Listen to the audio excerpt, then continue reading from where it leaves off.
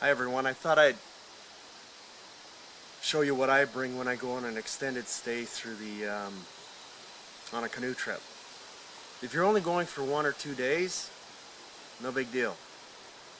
You can take your sleeping bag, your tent, whatever food you need, and you're not going to be portaging far in 1 to 2 days. You're just not. You might jump 1 portage, you may jump 2, but man, you ain't going far. But if you're going for an extended stay, I'm saying anything over 3 to 5 days. My son and I are actually going for a 10-day trip through Algonquin in September. You need to know how to pack. Most people bring too much stuff, and I have been on the trails long enough to know that the shit that's left behind in the forest is unbelievable. The stuff on the trails, it makes me sick. And when I see it, it just burns my... Anyway. Bring only what you need. And you don't need everything that's in your head. Trust me. Really think about what you're gonna bring. So, what do we bring? Alright, so it took me a while to... when I say it took me a while, I was in my teens when I figured out how much to carry, but you know what? Sleeping bags, your tent obviously, a fly for sure.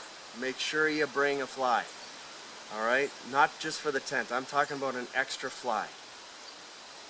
You never know what kind of weather you're going to get, and if you're windbound or if you've got rain coming in on you, a fly is awesome. It's the first thing you set up. As soon as when you hit camp, set the fly up. Super easy to do. Done. Right? I use a Eureka. Most of my gear is Eureka, simply because they make really good stuff. But regardless, the point being is the fly sets up really good. I'll do a later video on that and show you how it's done. Regardless, so let's start. So when you're looking at your gear, right? Sleeping bags. This thing is a Sea to Summit bag. This thing's waterproof. You can throw this in the lake, pull it back out, and your sleeping bag's dry.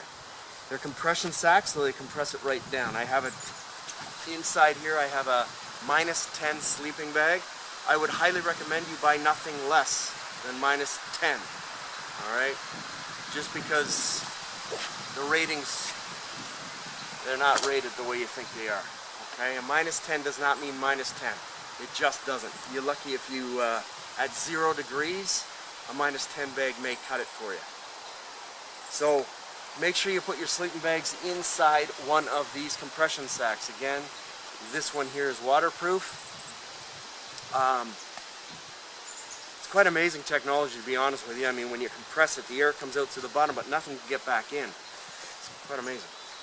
Do not forget your tent. Pack your tent separate.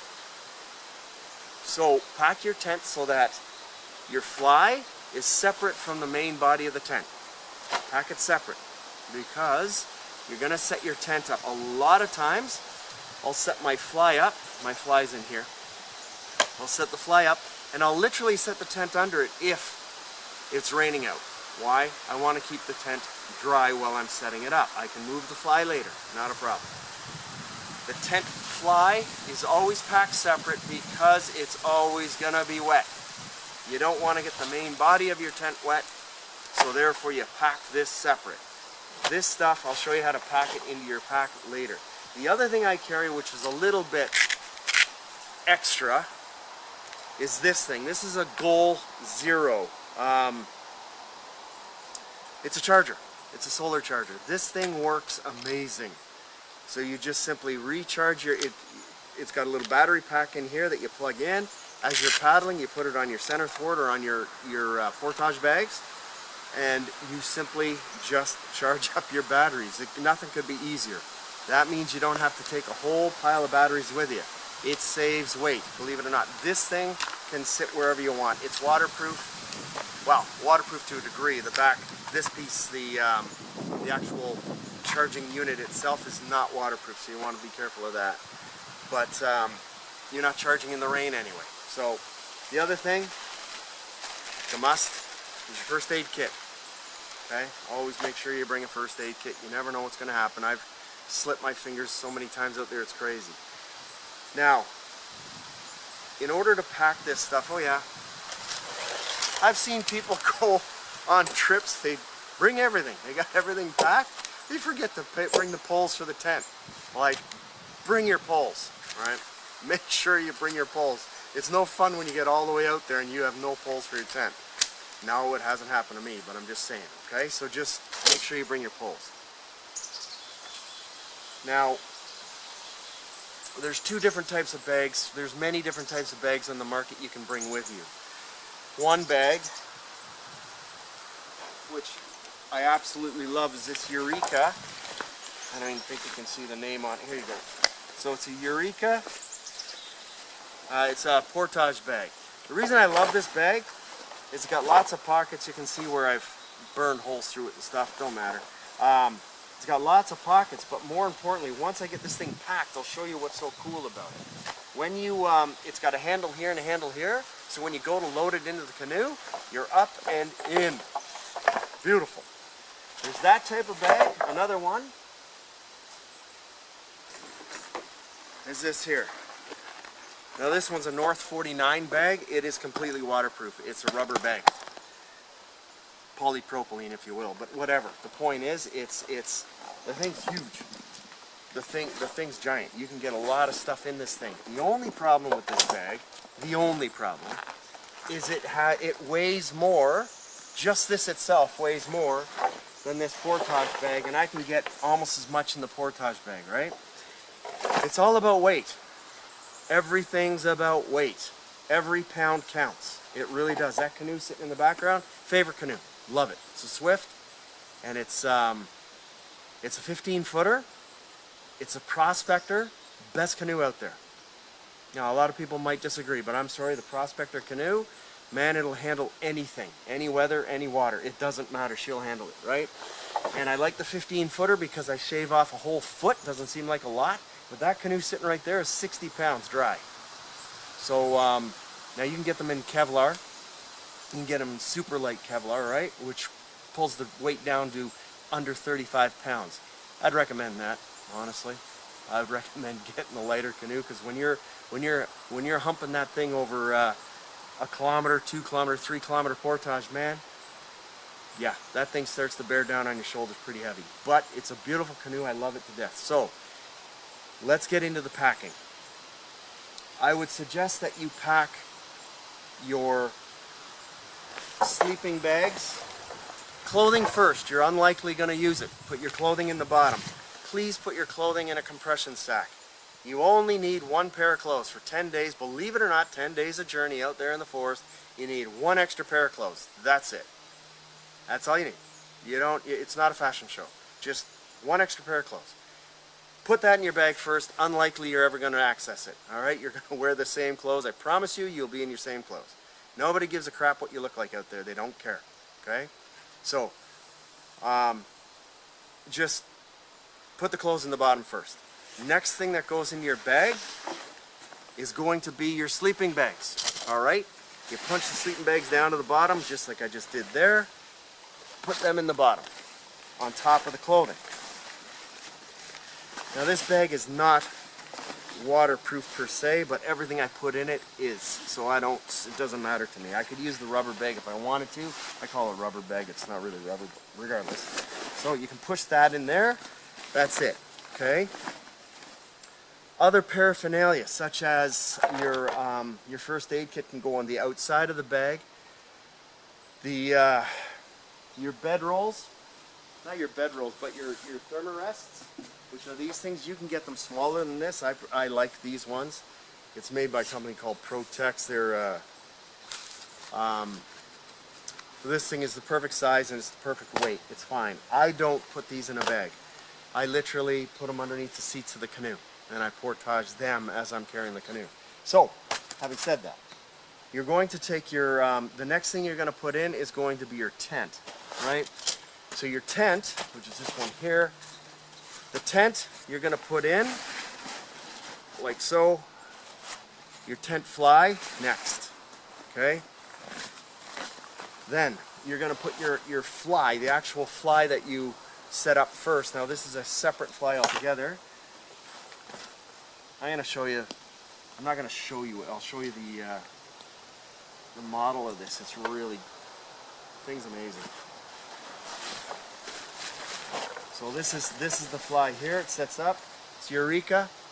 Alright, so Eureka VCS 13 tarp. This thing also has a bug screen which fits right on it. It is fantastic in bug season. It's unbelievable. Now I only, like for the September trip that my son and I are doing, I'm only going to carry the fly. No need for the bug tarp. I don't need that. So remember, it's all about what you need and when you need it. Stuff it into your compression sack. Make sure, okay, I'll show you how to do it, just for what it's worth. Don't roll, just stuff. Alright, make sure the compression sack is, this does not have to be a waterproof compression sack, okay? It can be just any compression sack, like these ones are just North 49s. Sea to Summit makes amazing compression sacks, or they really do. But for cost savings, and because I'm not too concerned about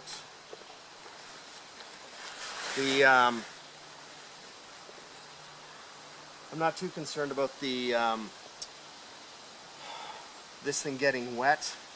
It doesn't matter to me, obviously, because it's a tarp. It's going to be wet. It's going to always be wet. Just shove it in. Right? Sorry, I'm all tangled up here. I always keep my ropes on my tarp so it's ready to go, so I'm not fumbling around, because a lot of times we don't hit the sights, or I won't hit the site until late at night. All you do is just clip this in. 1, 2. This compression sack is actually too big for what I'm using. I'm just, because this one was bought to house the screen tarp too. But since I'm not taking that, that's all cool. I'm good. So, there, done. Alright. Tarp goes in next. Now, you notice how I left the poles out. I did that purposely, right? Poles slide down the side. Just push them down the side of the bag.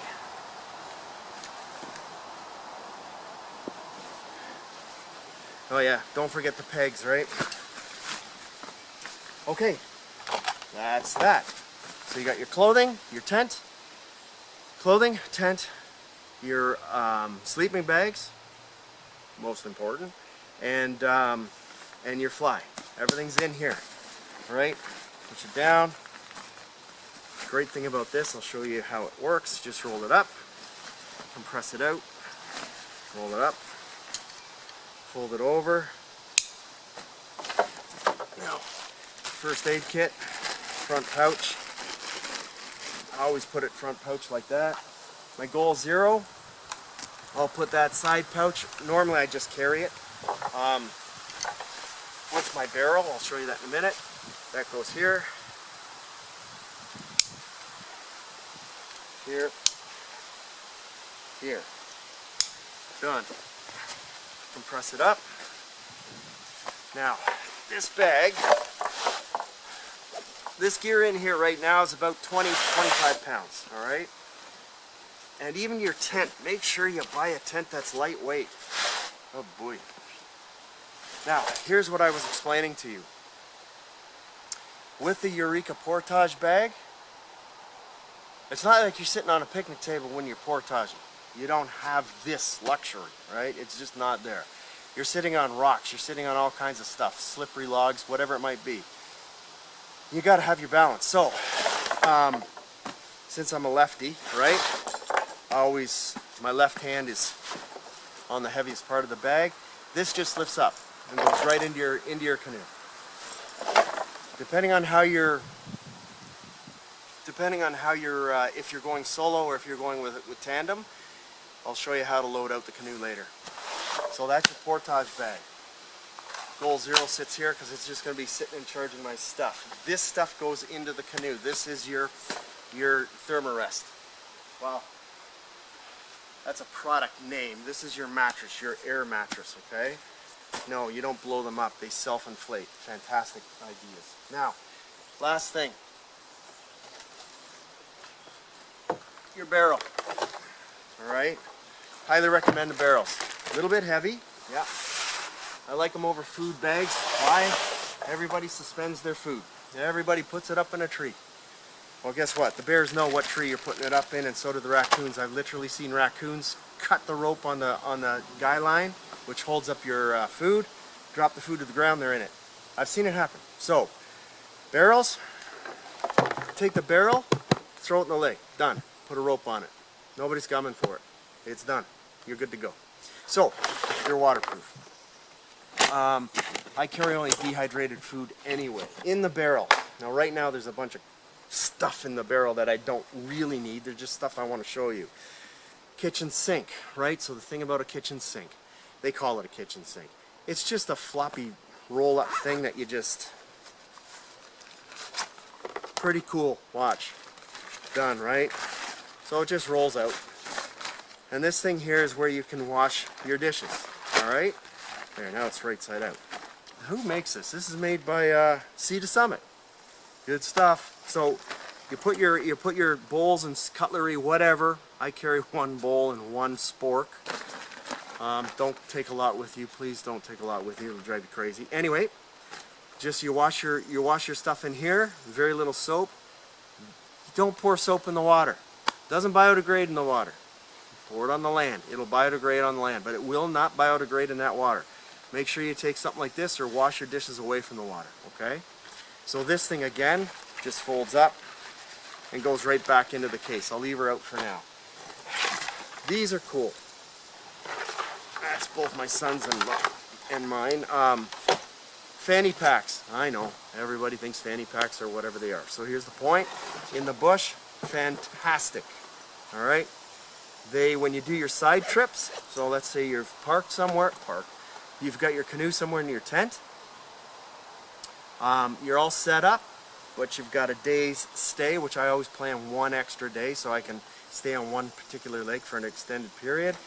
You explore with these. These go around your waist, beautiful things. You put your flashlight, your knife, whatever you have, your water bottle goes inside, you are good to go. That's a whole other topic, right? So, but you're good to go. So this can carry pretty much everything you want. It always stays around your waist when you're portaging.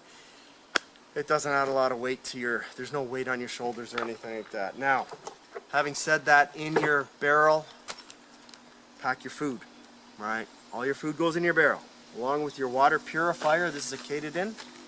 All right, there's a pump one. It's perfect. No, it doesn't break. So it's a good one. I bring one pot and one pot only, and in the pot I have my Primus propane stove. Why did I pick this one? A lot of people pick all different kinds of stoves. There's tons on the market, right? The beautiful thing about this stove here, you take these little canisters of gas, it screws on here like this, boils water in less than 2 minutes on high. Alright, 3 minutes if you keep it down medium. I normally keep it medium. Fantastic stove. They're almost bulletproof, right? Yeah, they're great. You can't always count that you're going to be able to light a fire because they could have a fire ban. Like right now, they're close to a fire ban right where I live, right here in Algonquin. So, you want to make sure that you have one of these things. This thing screws off. This is your actuator for it. And just light it up with a flint and steel or lighter if you like to carry a lighter. That just goes right inside my pot. It goes here, goes back in here. And actually that kind of stuff, and I always carry, for 10 days I'll carry 3 of these. I go through about 1.5, just in case. You never know, right? It's really good for heating yourself up if you feel like you're getting hypothermia or something. They're great. So aside from that, that goes in the barrel, this goes in the barrel along with all my other food. Done. Oh, another thing, these little doohickeys. Again, Sea to Summit. Why am I picking Sea to Summit and Eureka? It's because I've tried a lot of stuff and their stuff works, that's why. You don't want to be out in the bush and something goes wrong. Like something breaks on you. No, this stuff's amazing. These are made of silicone. So it's just a bowl. Just pops up, right? Boom, you're done. Collapse it when you're done. Goes in your kit. Everything, all your food can go in a kit in your barrel, right? That goes on there. Done. Lock her up. Yeah, sometimes they're a pain in the arse. There you go. Nothing's getting in this. Oh, I've seen a bear walk away with this. He started to walk away. I don't know if he could smell through it or not, but he could smell the food that was on my hands when I touched the barrel. I think that's really what it was, but regardless, the point is I've seen a bear walk away. I went after him, got it back. But anyway, the point being is, if you camp right, you're not going to be bugged, right? These bungee cords, I got all kinds of crap hanging off my barrel. Why? The bungee cords are for holding my mattresses onto the seats of the boat when I'm portaging it, right? That's set up once, and I never take them apart. I just slide the thermarest out. Okay, next, I'll show you how to pack the canoe.